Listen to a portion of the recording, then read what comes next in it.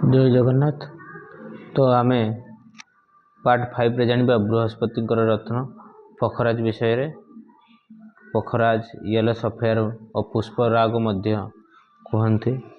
तो पुष्पराग धारण कले कौन कौन बेनिफिट मिलता है और क्यों लग्न अनुसार धारण करवा उचित बा क्यों कंडीशन उपरे धारण करवा उचित बा क्यों धारण कले क्यों लग्न अनुसार कौन फल देता है से विषय मध्ये आमे आलोचना करिबा।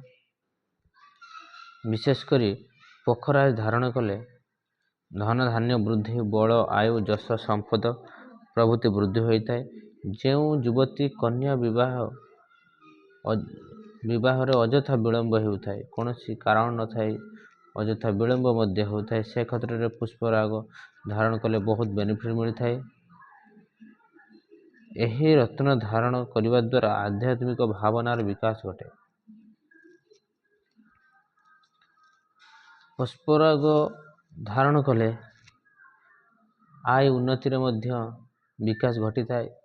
जो माने बिजनेस करुचंती और से माने जो तांकर डीलिंग्स रे मध्य व्यतिक्रम होउथाए से माने मध्य धारण कले बहुत बेनिफिट मिलता है। तो जानिबा ज्योतिष शास्त्र नियम अनुसार पुष्पराग धारण जार जन्म प्रतिकार बृहस्पति युगकारक ग्रह होइथिबो और जो मानकर जन्म लग्न मेष कर्कट बिछा और धनु मीन होइथिबो से मानक पक्षे धारण करिले अनेक शुभ फल मिली थाए। जदि जन्म प्रतिकार गुरु नवम भाव रे और चतुर्थेश हुई एकादश भाव रे सप्तमेश हुई द्वितीय भाव रे भाग्येश हुई चतुर्थ भाव रे अथवा दशमेश हुई पंचम भाव रे अवस्थान करिथिबो से माने मध्य पुष्पराग धारण कले बहुत बेनिफिट मिलता है। जदि बृहस्पति दशा चलुथिबो तेबे उपरोक्त स्थिति रे पुष्पराग धारण कले व्यक्तिगर धन मन जश ख्याति लाभ होता है। एतद व्यतीत भिन्न जो लग्नजात व्यक्ति पक्षे रत्न धारण करिया शुभप्रद नुहे बोली ज्योतिष शास्त्र मतरे कहा जायछि। मेष लग्न पक्षे लग्नेश और द्वादश पति अटंती किंतु नवम पति और भाग्यपति रो मित्रता थिबारो उक्त लग्नजात व्यक्ति पक्षे पुष्पराग धारण कले बुद्धि बल ज्ञान विद्यार उन्नति तथा धन मान प्रतिष्ठा भाग्य उदय प्रभृति होता है।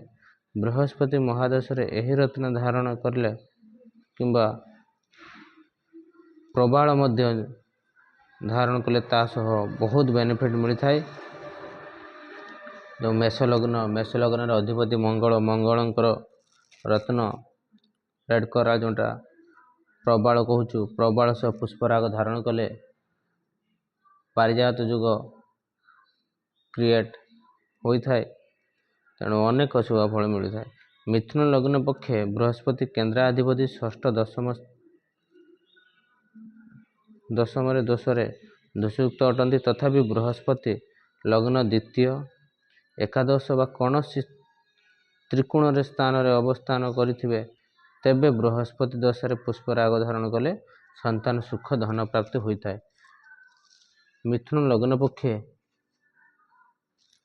मध्य प्रबल मार्केस होइथांती तेणु जदि कंडीशन वाइज जदि धारण करती ताहले बेनिफिट मिलता है। केवल बृहस्पति दशा किंबा बृहस्पति अंतर्दशा धारण करें ताहा व्यतीत धारण मिथुन और कन्या लग्न पक्ष मध्य धारण करने अनुचित।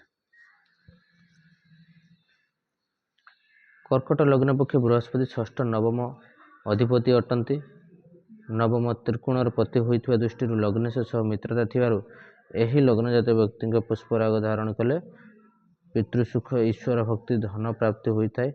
बृहस्पति महादश जदि मुक्ता सह पुष्पराग धारण कले तेबे अति उत्तम फल मिलता है। सिंह लग्न पक्ष पंचम ଓ ଅଷ୍ଟମପତି ଅଟନ୍ତି। ପଞ୍ଚମ ତ୍ରିକୋଣର ପତି ହୋଇଥିବାରୁ ଲଗ୍ନେଶ ସହ ମିତ୍ରତା ଥିବାରୁ ଏହି ଲଗ୍ନ ଜାତୀୟ ବ୍ୟକ୍ତି ବୃହସ୍ପତି ଦଶାର ମାଣିକ୍ୟ ବା ରୁବି ସହ ପୁଷ୍ପରାଗ ଧାରଣ କଲେ ବହୁତ ବେନିଫିଟ୍ ମିଳିଥାଏ।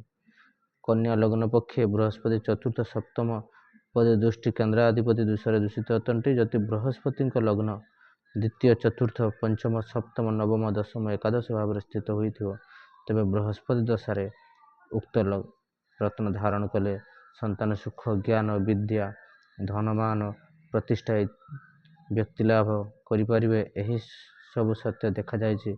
ବୃହସ୍ପତି ସୁଖ ଦେଲେ ମଧ୍ୟ ମାରକ ପ୍ରଭାବଯୁକ୍ତ ହୋଇଥାନ୍ତି।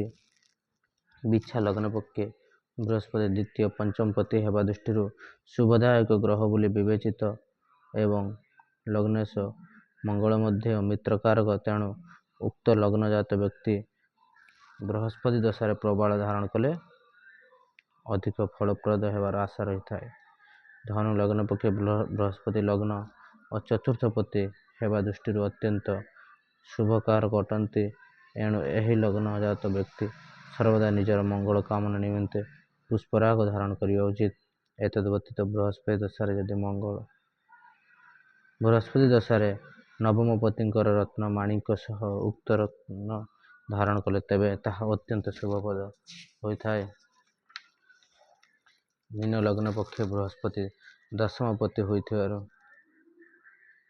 ଅତ୍ୟନ୍ତ ଶୁଭ ଗ୍ରହ ଅଟନ୍ତି। ନିଜର ମନୋକାମନା ପୂର୍ଣ୍ଣ ନିମିତ୍ତ ଏହି ଲଗ୍ନ ଜାତୀୟ ବ୍ୟକ୍ତି ସର୍ବଦା ପୁଷ୍ପରାଗ ଧାରଣ କରିପାରିବେ। ଯଦି ନବମ ସ୍ୱାମୀ ମଙ୍ଗଳଙ୍କ ରତ୍ନ ସହ ପୁଷ୍ପରାଗ ଧାରଣ କରିପାରିବେ। ଯଦି ନବମ ସ୍ୱାମୀ ମଙ୍ଗଳଙ୍କ ରତ୍ନ ପ୍ରବାଳ ସହ ପୁଷ୍ପରାଗ ଧାରଣ କଲେ ତେବେ ତାହା ଅତ୍ୟନ୍ତ ସୌଭାଗ୍ୟପ୍ରଦ ହୋଇଥାଏ। ତ ଯେଉଁମାନେ ପ୍ରବାଳ ଧାରଣ କରିପାରନ୍ତି ନାହିଁ,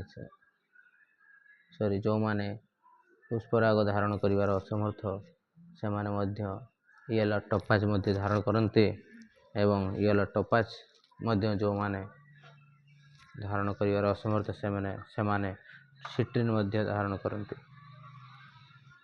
ତ ଜନ୍ମ ଆଉ ଗୋଟେ ହେଉଛି ବୃହସ୍ପତି, ଶନି, କେତୁ, ରାହୁ କିମ୍ବା ତତ୍ୟଧିକ ଗ୍ରହ ସହ ଯୁକ୍ତ ହୋଇ ଦୁଷ୍ଟ ହେଉଥିବେ ସେମାନଙ୍କ ଦୋଷଯୁକ୍ତ ରତ୍ନ ଧାରଣ କଲେ ସୁଫଳ ପାଇପାରିବେ।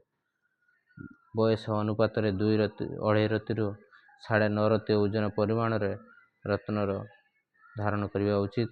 ପୁରୁଷଙ୍କର ଦକ୍ଷିଣ ହସ୍ତ ତର୍ଜନୀ ଓ ସ୍ତ୍ରୀ ଦକ୍ଷିଣ ହସ୍ତ ଅନାମିକା ଆଙ୍ଗୁଳିରେ ଧାରଣ କରିବେ।